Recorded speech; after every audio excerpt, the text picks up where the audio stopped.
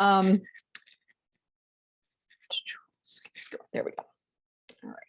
So I'm going to be talking a little bit about the research and evaluation landscape of guided self-placement, just so you kind of have some sense of where I'm coming from. I am a program evaluator, and I work with colleges around the country on different reform efforts, and I'm heavily involved in kind of evaluating both the implementation process and then also the outcomes. And I've been working with community colleges for about the last 15 years, heavily focused on developmental education for the last 10, and a lot of focus on guided self-placement. And if I accidentally say directed self-placement, it's because that's how it's more commonly known in a lot of the states. And so I've kind of really been embedded in that over the last couple of years. Plus, I'm working on my dissertation, which involves placement. And so directed self-placement is a big part of that. So my perspective is of somebody who is embedded in the published research and then also kind of the real world implementation of these types of placement systems.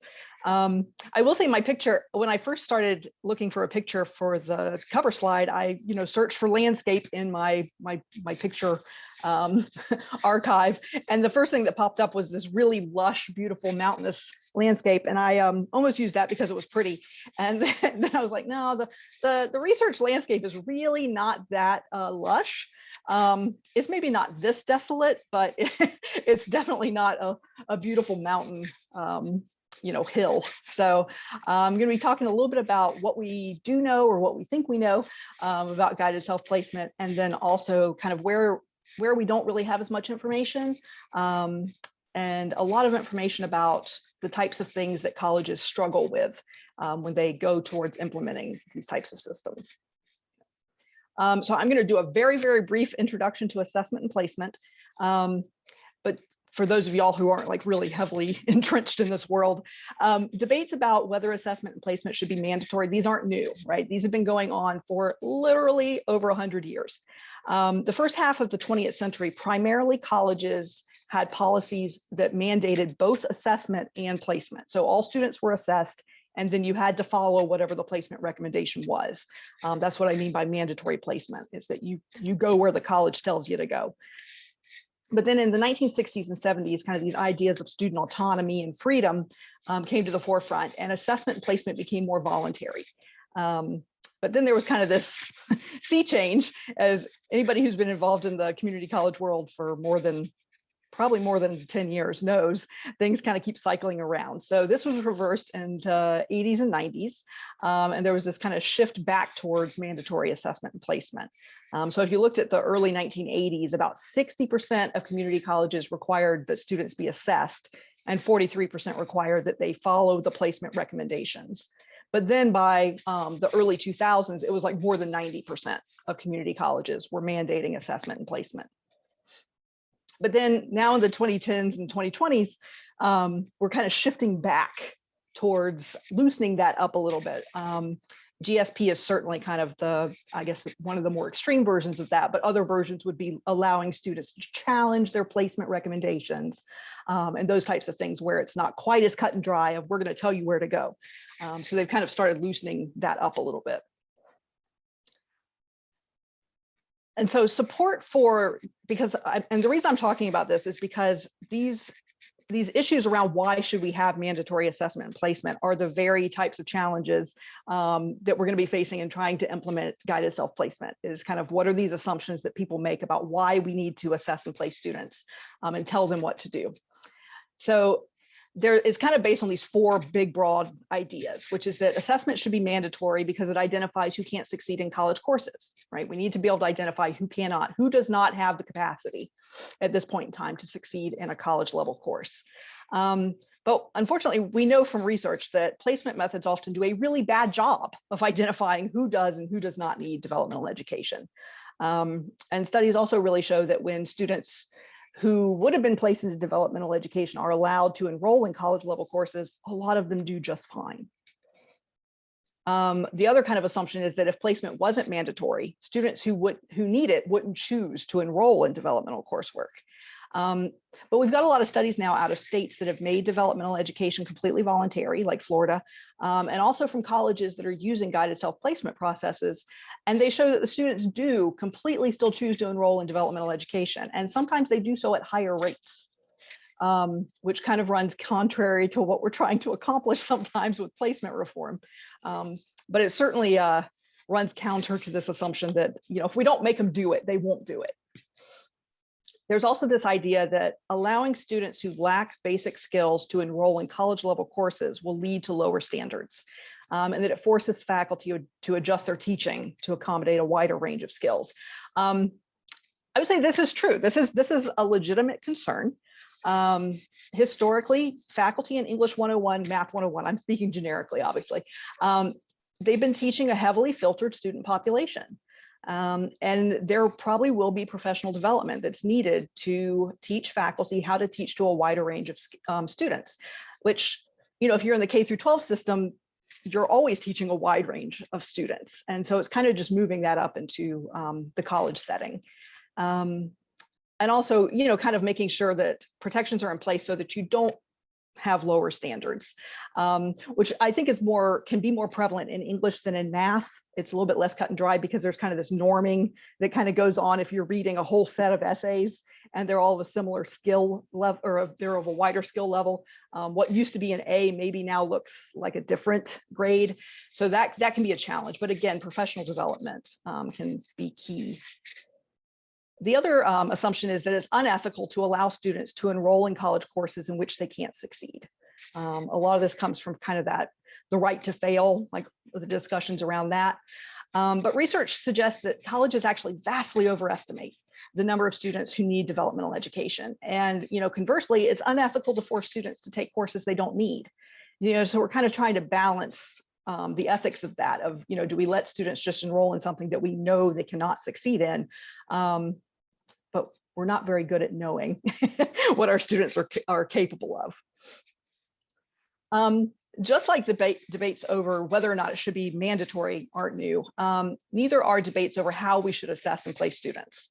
I think if you haven't read the literature, you can almost think that this last 10 years, we've suddenly we're starting to challenge this idea of tests, and then we move towards multiple measures placement, and now we're kind of shifting maybe more towards a GSP world. But these are the same conversations that have been going on for decades.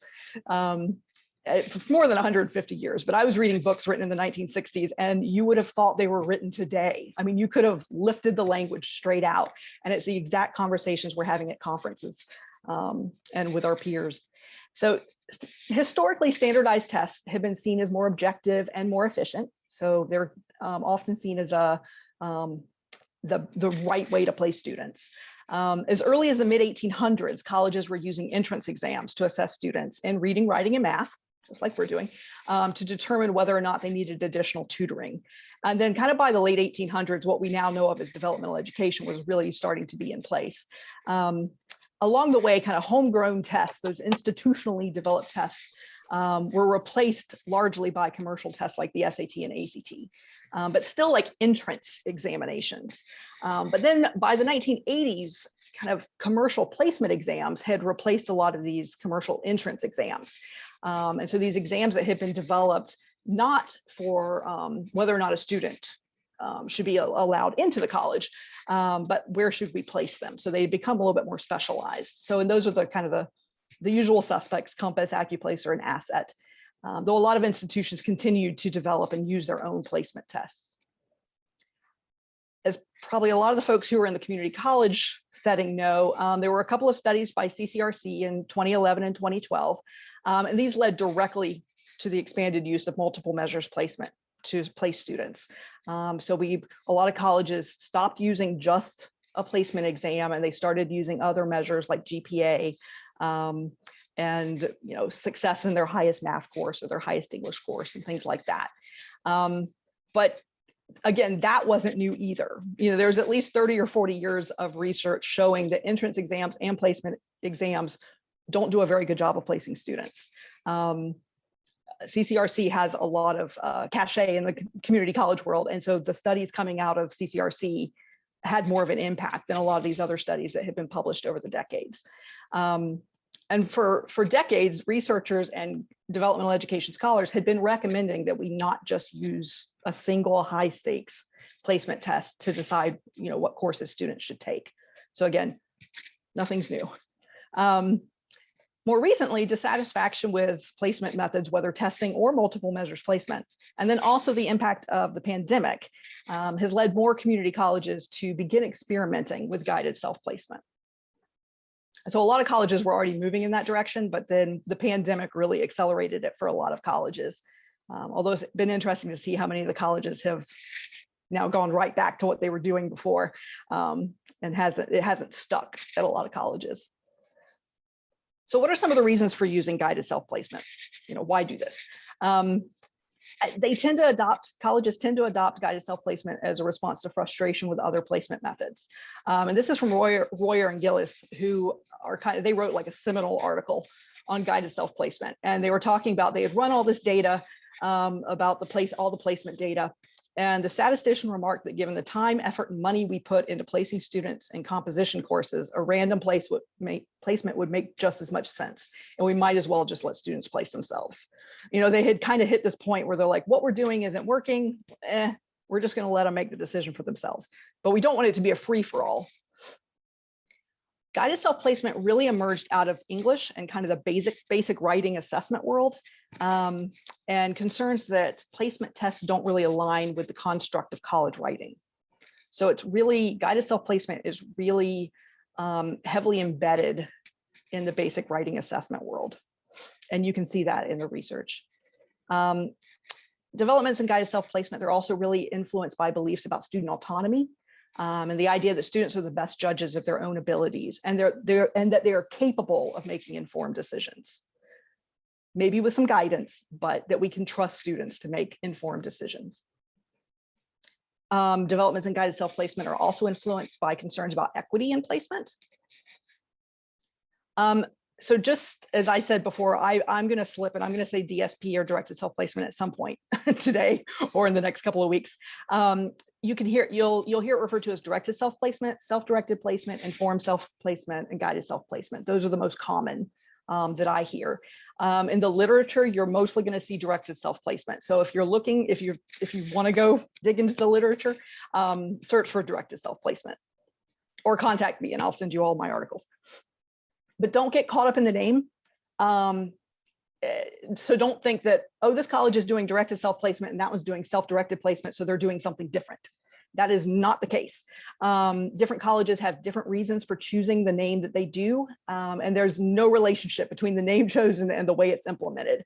I was at a conference once and somebody was talking, they're saying, we call it self-directed placement instead of directed self-placement for reasons X, Y, and Z. And then literally 2 hours later, I was in a session with a college calling it the opposite for the exact same reasons. So don't worry about the name. I personally like guided self-placement. I think guided sounds nicer than directed. So I'm glad that's the direction y'all have gone in. But basically it refers to a method of placement where the student is ultimately in control of deciding which developmental or college level course to take.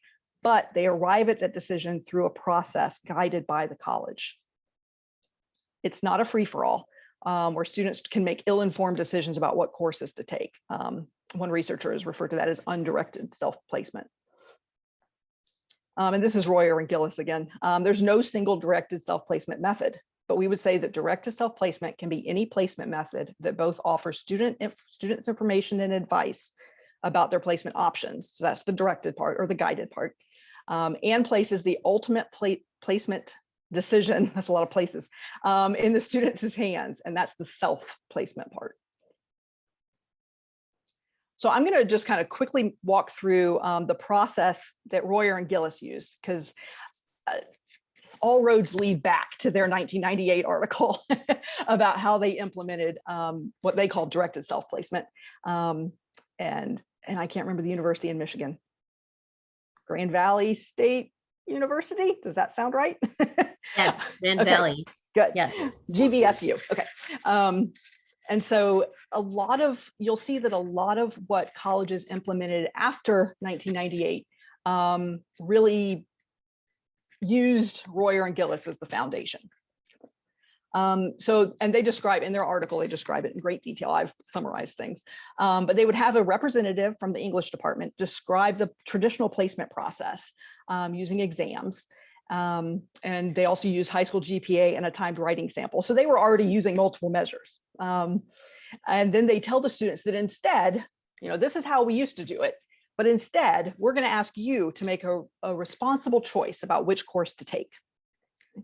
And then they give students information about the two courses, including the structure and the content, the expectations of the faculty for each course, the student characteristics that the college thinks are important for success in the college level course. And I will say they're making a choice between a college level course and a developmental course. So it's a little different than what we're doing here. Then the students were asked to reflect on this set of characteristics, which I think was a list of 7 characteristics. It wasn't really, and they didn't have like a rating scale or anything like that. It was just, here's a list of characteristics of students who are successful in college level English. And it included things like, do you read newspapers regularly? Do you read for enjoyment? Did you write several essays per year in high school? What was your high school? Did you have a high high school GPA?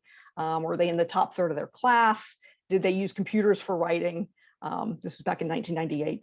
And did they have an ACT English score above 20? Did they consider themselves to be a good reader and writer? So that was just kind of this list. And the students were supposed to kind of reflect on this list. And then they told them again, here's the benefits and the challenges of the two courses. And the students were asked to make a choice about what would be best for them. They were also told they could go speak to an advisor or they could speak to a representative from the English department before they made their decision. And then they also had another safety net put in place where there was a first day writing assignment and they had the chance to change their course after that, within the first week of class. At every step of the process, right, they reminded the students that they can receive guidance from the college, but that the choice is ultimately theirs. So GSP can look very different from college to college. Like that's kind of the foundations of what it can look like. But the basic components are the student receives information about the course options. They complete some sort of a self-assessment or reflection based on their responses and possibly a conversation with an advisor or a faculty member. The student receives a recommended placement level, and then the student can choose to accept or reject that recommendation.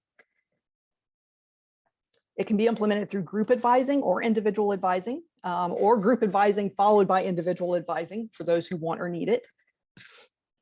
And there's no standardized guided self-placement self-assessments, okay? There's no AccuPlacer, there's no GSP AccuPlacer. They're all homegrown, but they typically include questions about students' past experiences with the content area, some of their specific content knowledge and skills, their beliefs and attitudes about the content. So things about what's your confidence level, and then questions about student success skills. Like, do you know how to ask for help when you need it? Things like that.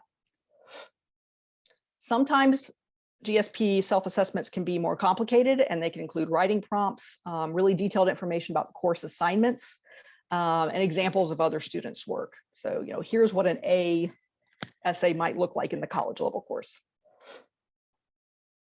So I want to talk briefly about one college that I studied and how their GSP tool changed after they initially implemented it. So you can kind of get a sense of what these tools might include and then how they might be adjusted.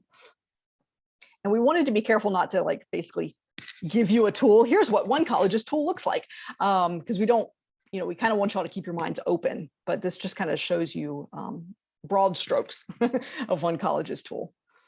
So the original tools they developed, and I will say they had an English GSP tool, and then they had 3 math ones because they had the math pathways, and they had a separate tool for each one. And they included questions about their academic background. So it had questions about their GPA and what was the highest math course you took or things like that. They asked questions about their familiarity and comfort with English math topics and skills, questions about their student success skills, and questions about applied math skills. So they didn't ask them to complete a math problem, but it would say, do you think you could answer this? And the responses were things like, yes, I could totally answer that. Or I could after I did some review. Or there's no way I can answer that question ever. And so there were some applied questions on there. They really were designed based on other colleges' tools.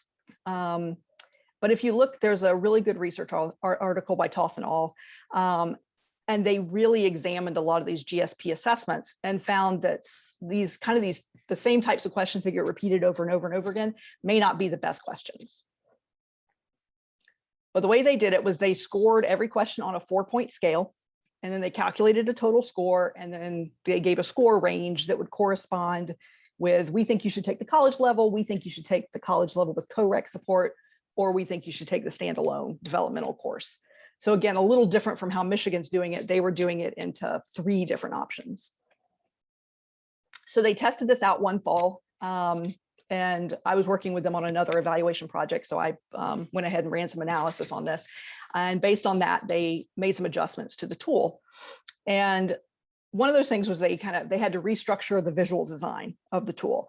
And the reason I'm going through this is because I think it's important that whatever guidance we have or whatever the colleges do, that they recognize that what they do the first time around is not going to be perfect. They're going to have to adjust things, and that they need to kind of be evaluating this and figuring out how to improve it.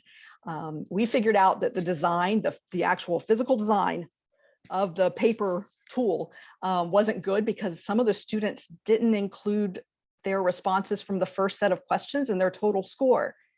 So they were receiving a total score that was lower than what they should have received, and that changed their placement, recommended placement, which is a problem. Then they also later computerized it, which helped with some of that. They actually completely removed that strict scoring because that was a conversation that we had at the college, which was that we're not trying to measure something here. We're not trying to measure their readiness for college. So all those questions aren't going to be equally weighted. So instead what they did was they basically said, if most of your answers are in this first column, the positive column, we think you can do college level. If most of them are in this last column, we think you want to consider standalone developmental. If you're in the middle, come talk to us. Let's hash this out and figure out what's best for you. They also removed some items that didn't really capture the competencies that they needed for college level courses. They kind of went back through and thought, we put that on there because it was on so many other tools, but really that's not necessarily a critical skill for a college level math or English course. And they adjusted some of the language because they found out that the students didn't understand things like, do you feel comfortable writing in academic language? What does that mean to a student who has just graduated high school, right? They don't know. They don't know what we mean by that. And so all of this is to say is that ongoing evaluation and adjustment of whatever tools colleges use is really critical. So again, kind of in practice, at a minimum, guided self-placement requires information about the course structure and content. Students can't make an informed choice about something they don't even know about. Some sort of an opportunity for students to reflect on their own skills and abilities. This usually occurs through a self-assessment, but that's not necessary. Some sort of an opportunity to speak with an advisor or faculty member if they want to, and ultimately a final placement decision that rests with the student. It's self-placement. And the student autonomy and choice is critical. Okay. If the college administers a self-assessment and then makes the final decision about placement, that's not guided self-placement. I've seen a couple of colleges say, well, we do directed self-placement, but we tell them which class to take after they do their self-assessment. It's like, okay, you're doing multiple measures that just use a self-assessment as one of the measures. You're not doing self-placement in any way. So some of the benefits of using guided self-placement, and this comes both from the literature and me attending endless sessions at conferences on GSP. There's less resistance. There's often less resistance from students in the developmental courses because they wanted to be there. They chose to be there. They decided they needed the support. They put themselves there. The college didn't force them to take this course. There's more motivation on the part of the students in the college level course because they chose to be there and accept that challenge. There can be improved faculty attitudes as a result of improved student attitudes. I talked to one faculty member and she was saying that she used to spend the first couple of weeks of the developmental course just like battling with students over their bad attitudes about being in the course. And after they implemented guided self-placement, all the students wanted to be there. They wanted the help that she was giving them. Increased efficiency and reduced costs depending on how you implement it. Okay. If it's just kind of this big group advising situation where you hand out the tool and they complete it, and only those who need additional help go and get individual advising, that can be very efficient. But obviously it can be done much less efficiently, which doesn't mean it's bad. The best methods are not always the most efficient. It provides an opportunity to have early conversations with students. So that's another benefit. So some of the challenges. It can be time intensive depending on how it's implemented, right? So that's the flip side. But if you start with a computer assessment or group advising, that can streamline the process a little bit. This one's kind of, I don't think we talk about this one enough. If you use a self-assessment, it has to be based on a shared understanding of what the expectations are of the courses you're putting the students into. Because otherwise, what are they assessing themselves for? So you have to actually have a shared understanding of what does college level writing look like? What skills do students need to be successful in this course or in math? We really need better designed self-assessments, but we don't actually know what that means yet. What is the best assessment look like? So that's kind of a challenge, is how do you design these tools? What are they going to look like? And what are the challenges with implementing them? There may be ideological resistance on the part of faculty and advisors based on this idea that students should have control over their placement and concerns that students will overplace themselves.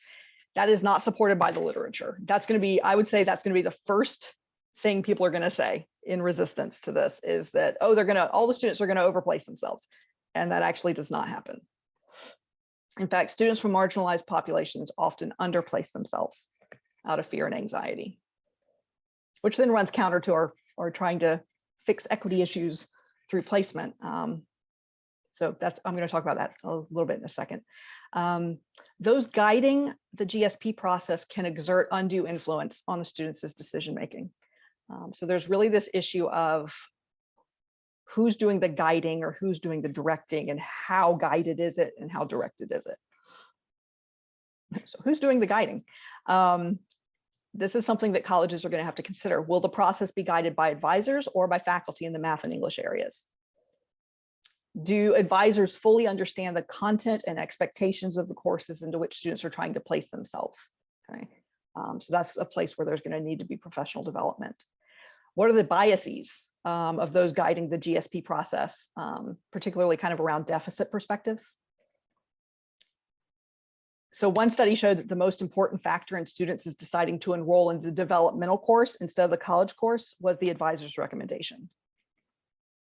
And this was another quote from somebody who implemented DSP. As we spread the responsibility for ensuring that students are well informed, we also created opportunities for people to assert their influence on those choices. In one study, a multiple measures placement, but it's still relevant to guided self-placement, I think.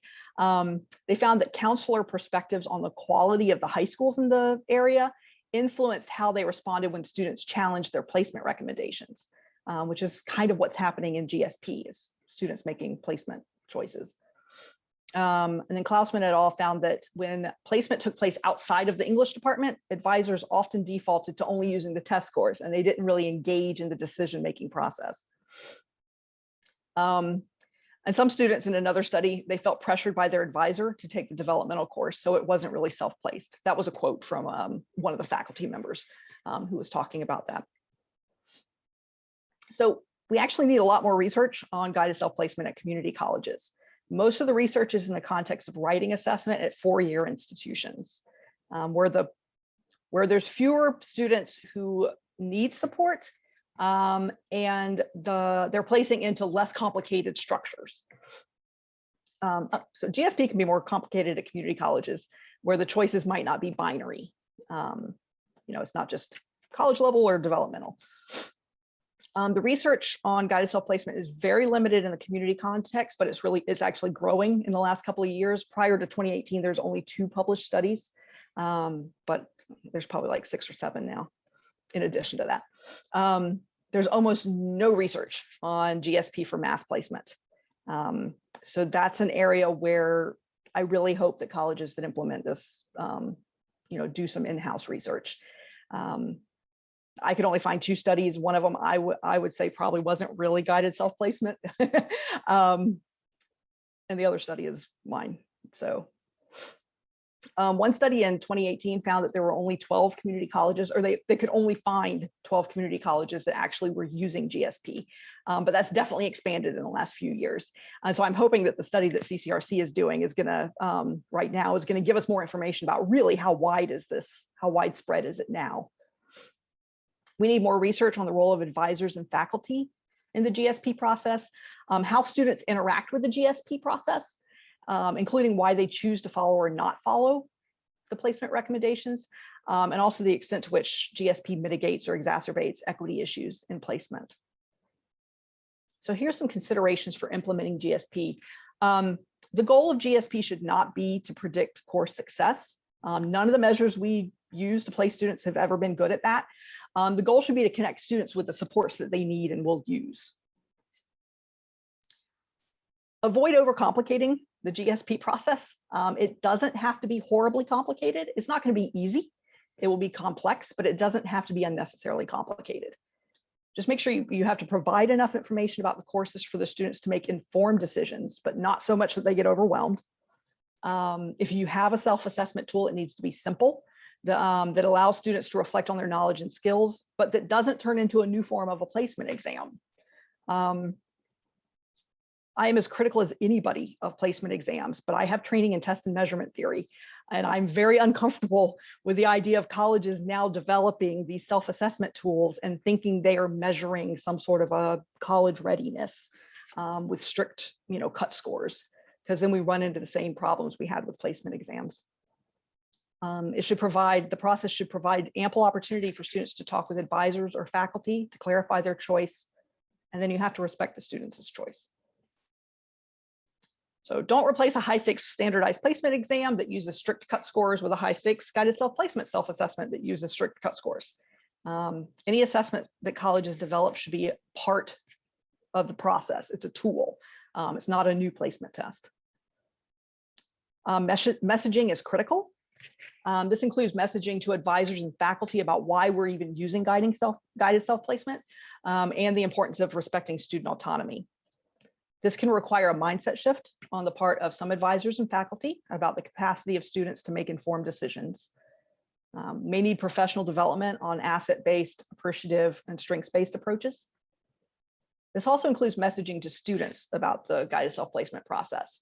We need to communicate clearly and simply to students. So, this is kind of a message that one college said they basically gave to students. If you earned a 2.5 GPA in high school and passed Algebra 2, we're confident you're capable of succeeding in the college level course. So kind of this like positive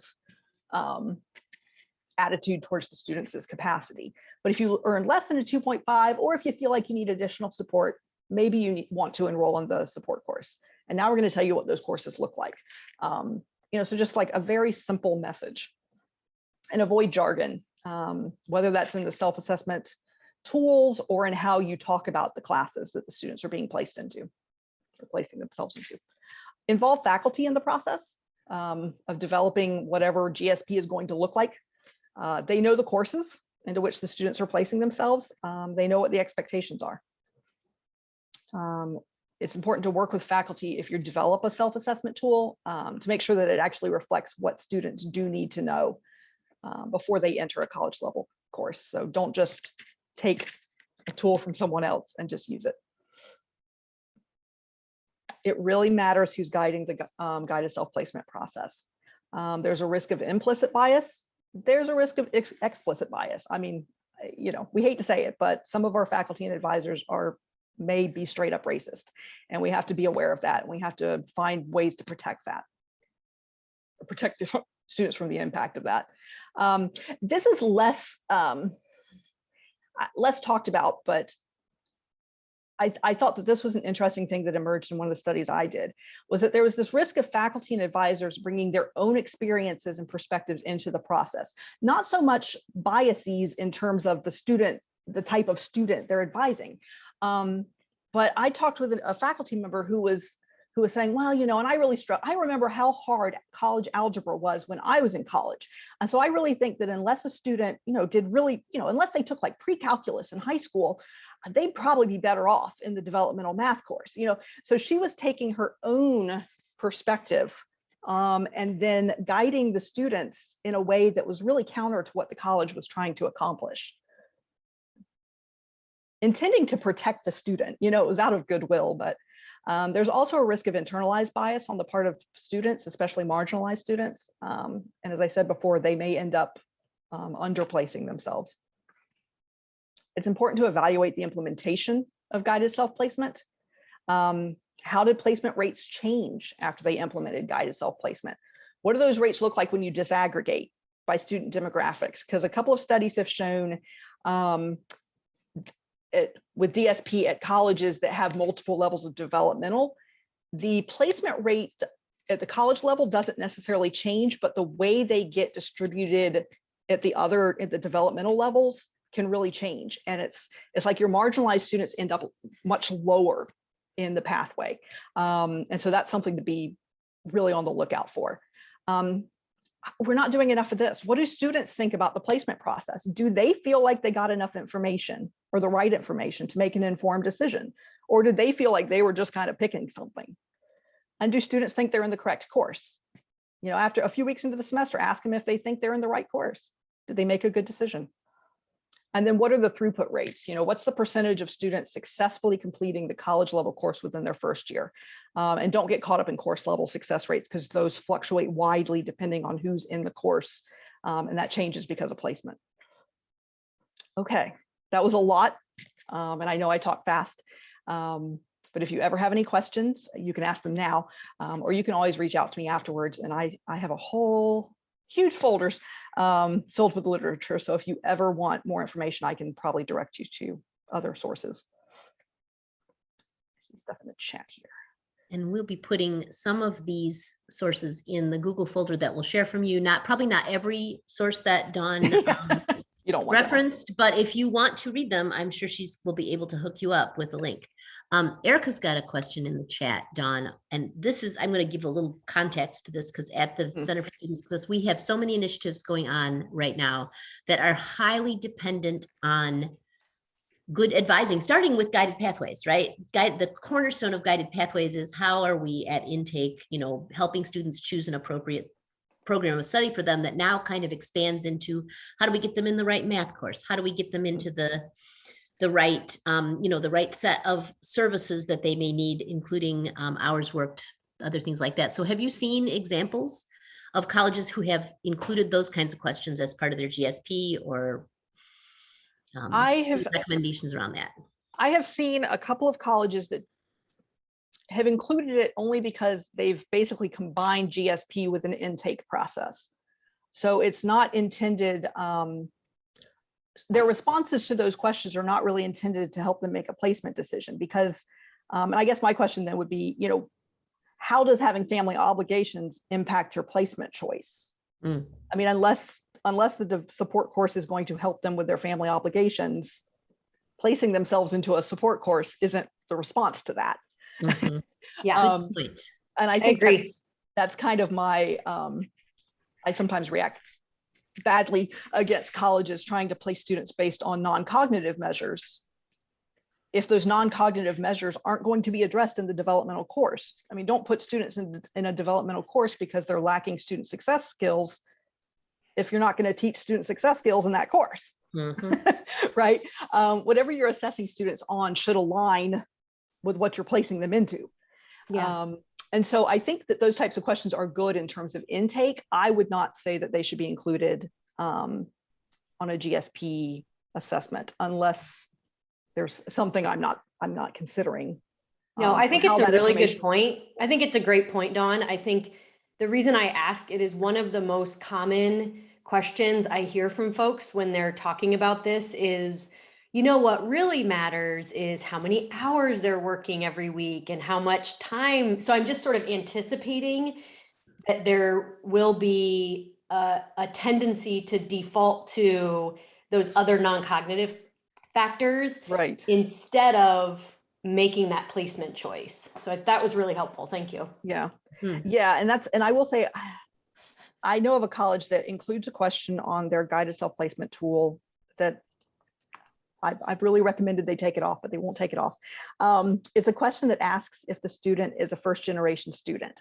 And they leave it on there because they want it on there as a discussion point, so that when they have the advising discussion with the student, they can talk about, some of the things that we just talked about, like, how do you connect students with supports and things like that.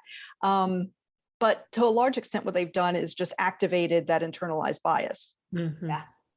Yeah. They basically said, oh, are you a first generation student? Oh, we think there might be an issue there then. Mhm. And now you've just made the student, in one of their first interactions with a college, think that, oh, maybe I'm not college ready. Mhm. And so I would really stay away from those types of questions. I would say the questions should directly relate to them making a decision about their choices of courses. Now, those questions are great as an intake process. Yeah. And I wish more colleges were doing that. But, Yeah. Great. Thank you. Any Other other questions? Other questions for Dawn? I just wanted to say that, like, I've been doing college and access and success work for, I don't know, a really long time. And that was one of the most informative presentations I've ever heard.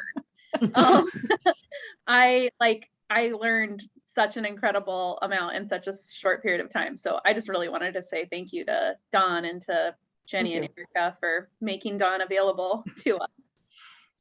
And I'm totally available. I mean, I can talk about this stuff for hours. So if you ever want to email me and have more questions. Yeah, we're really lucky to have Dawn not just here to give this presentation, but she will be our critical friend through this process, and do some advising as we start drafting our guidelines as well. So this is not the only day that she'll be here. She's available to us throughout the month.